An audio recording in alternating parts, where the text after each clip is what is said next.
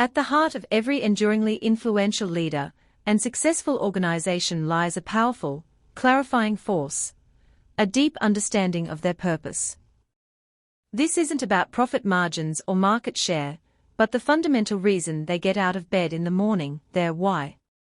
This concept draws a clear line between those who merely manage and those who genuinely inspire.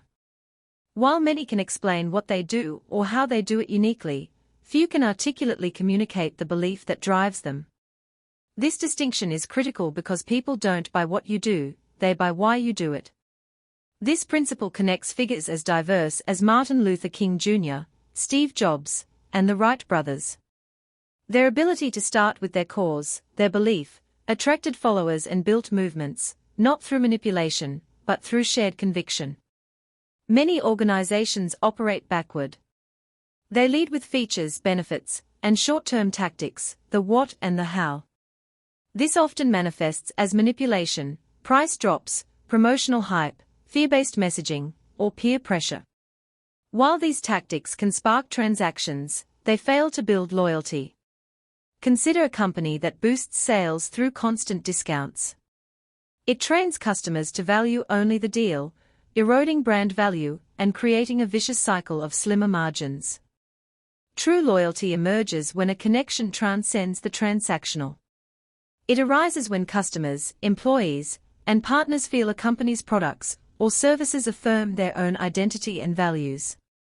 They don't just purchase a thing, they join a cause they believe in. A classic example is Apple. Rationally, its computers perform similar functions to those of its competitors. Yet, people pay more and exhibit remarkable devotion.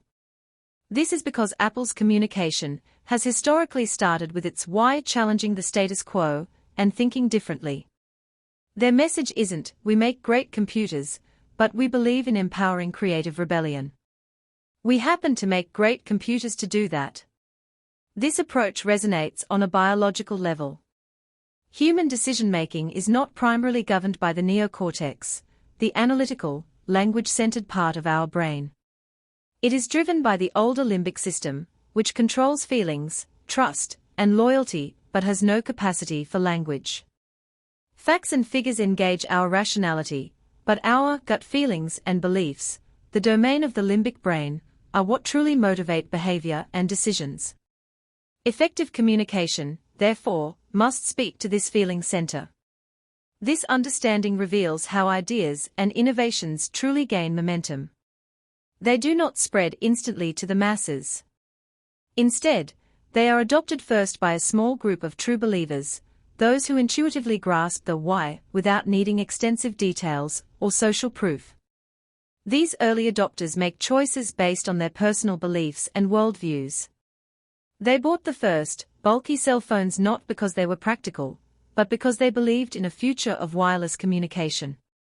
Successful leaders and organizations focus on these people first, nurturing a core group that will champion the cause based on shared belief. This group then influences the more pragmatic majority. The goal is not to convince everyone, but to find those who already believe what you believe. A company's trajectory is defined by its fidelity to its why. Success often brings the temptation to drift, to chase quarterly targets or competitor moves at the expense of the core purpose. When decisions are made based solely on what will sell or how to cut costs, the guiding why becomes fuzzy. Organizations then resort to manipulation to drive growth, entering a decline where they may still be profitable, but are no longer inspirational. They lose the emotional capital that attracts the best talent and the most loyal customers. Conversely, when every hire, partnership, and product development decision is filtered through the lens of "Does this serve our why?", the organization maintains its clarity and power. It ensures that the what, the products and services, remain authentic manifestations of a timeless cause.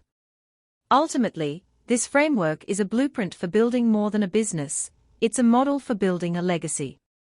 It applies to entrepreneurs, managers, teachers, and parents. Starting with why transforms daily tasks into purposeful missions.